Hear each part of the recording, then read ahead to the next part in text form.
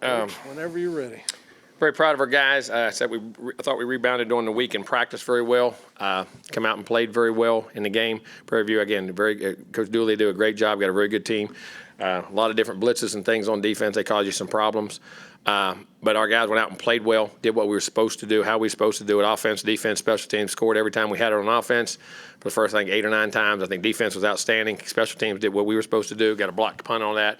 Got a couple nice returns in the punt game, one on the kickoffs. And then everything else, we were very efficient, running the ball, throwing the ball, and what we had to do. So very proud of the guys for bouncing back. Now we got one game left to play against LSU on the road. Very tough game. Going to have a great week of practice, great week of prep, and finish this season the right way, and still have a tremendous season for what we're trying to do, and see where we go in the bowl game after that. So we got 1 week season to get ready for. Questions? Start on the right aisle, Brent. An injury update on Damon Demas, and also the way Moose Muhammad played today. Moose did a great job. Moose got an opportunity, did a really good job. Damon, as you saw, Damon had an injury. He'll probably be out for the rest of the year. Damon will be out for the rest of the year. Leg injury.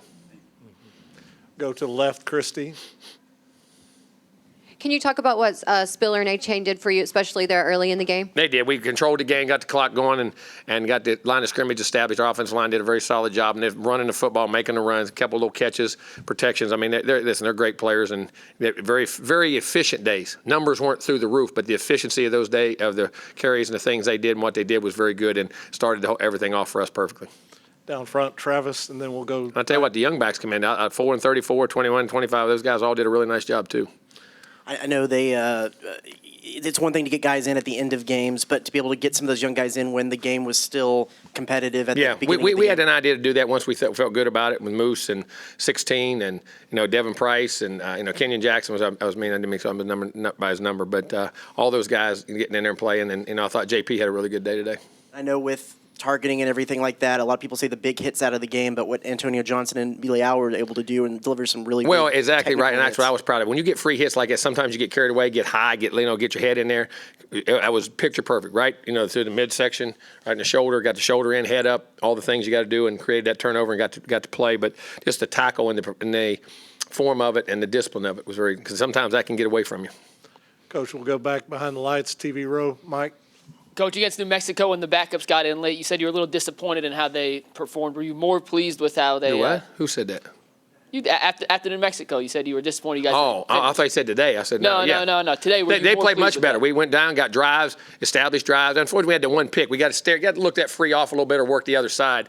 But still, Blake did a really nice job in there. But we moved the ball. The backs ran it. Our young linemen blocked very well. We got Hatch. They made checks. They were checking the line of scrimmage. I thought the efficiency of that second unit was very good too. I was very proud of those guys and the efficiencies, the ways they played with and catching the ball. And Moose, like I say, I thought Moose had an outstanding day. Go down front, Cole, and then to the back, Daryl. Jimbo, was it important to get guys like Euclid and Baylor a little bit more reps in the second and third quarter? So that way without a doubt. I forgot. And you got Euclid hit that thing. Euclid can go now. Euclid's going to be a really good player. I really like his talent level and some of the things he does. And there's another one we got mixed in the mix. And Baylor Cup's just getting back to playing, man. Baylor still got a chance to be a great player. And then Amari and LJ, you kind of mentioned them, but for them to be able to kind of consistently move the ball just with the second team offense. I'm going to tell you what doesn't surprise me. I watch them every day. I'm telling you, these guys are good players, man. They do a really good. They're natural runners with the ball. They really are. They're natural and they got great. They run with great pad level. Go to the back, Daryl, behind the lights, Coach, and then battalion on the aisle. Coach, I want to thank you for a ball game less than 3 hours. And then I wanted to ask you about your you sound like median TV. That's very good. Wait a minute. So we practice all that time for you to hurry up and get off the field. Now, what sense does that make? My sunscreen was running out. That's all I'm going to say. God dang. What I wanted to ask you, though, is bouncing back and how that helps you guys just from the mental standpoint of getting ready for LSU. Well, it does. I mean, you get back and you get a win under your belt, and that's the only thing about football that's tough. You got to wait a week to get that bitterness out of you. You know what I'm saying? And I don't know if it ever comes out of you, to be honest with you. It goes all the way back for everyone you ever had. But at the same time, it's not like baseball or basketball. 1 or 2 days later, you get it out. You got to practice well. You got to grind on it, and it happens. And it was very proud. As proud as anything I was today was the efficiencies in which we played with. You know what I'm saying? The effort and penalty-free.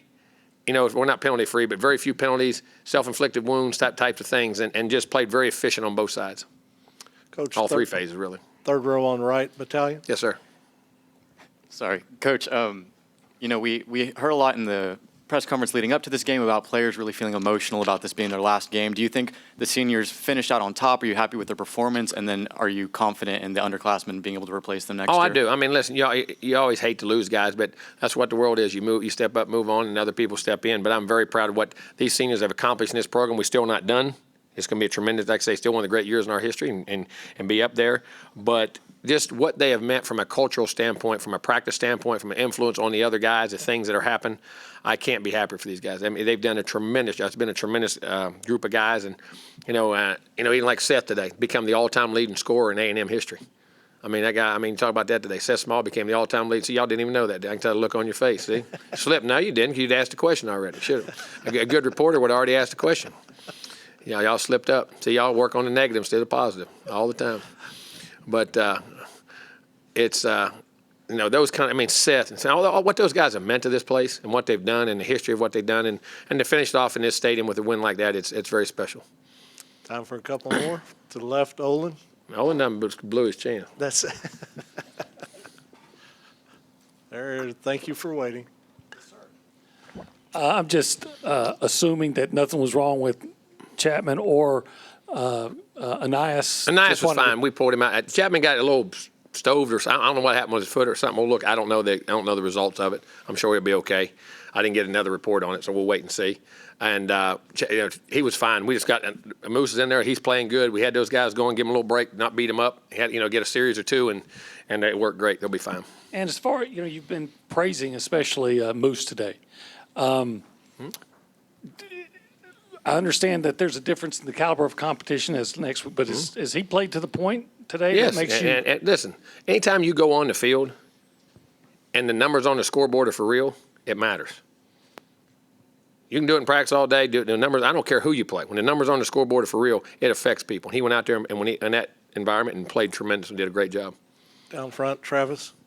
Did you take care of everything you wanted to see out of Zach today in a little bit of a tune-up game for next week? Yeah, a couple little things we'll look at on film. I want to get back and see, but he got the ball down the field well, made an unbelievable throw to Moose. That throw he made to Moose, him and Moose, that play they made. Now, we blew a protection up front and didn't have it right that time. And he gave ground, and you saw that arm talent and the ability to get that ball. Moose ran a great route, and he threw an unbelievable. That ball dropped in right in the money, and they made the play. That was a tremendous play, but I thought he had a very efficient day, very good, solid day. Down front. I'll look at the film, but from my thoughts, run checks, and all that kind of stuff. Certainly, you're not going to have to worry about it because it's level competition. But for your offense to be able to go all 4 quarters until Nick doesn't punt until the 4th, what does that really mean for you guys? We're efficient. That's what I was saying. The efficiencies of the day. You can say it all you want. You go out there, you can drop balls, you can miss a block, you can get a penalty, you can have a fumble, you can have all those things. You go out there and do that. That's accomplishment. That's getting better.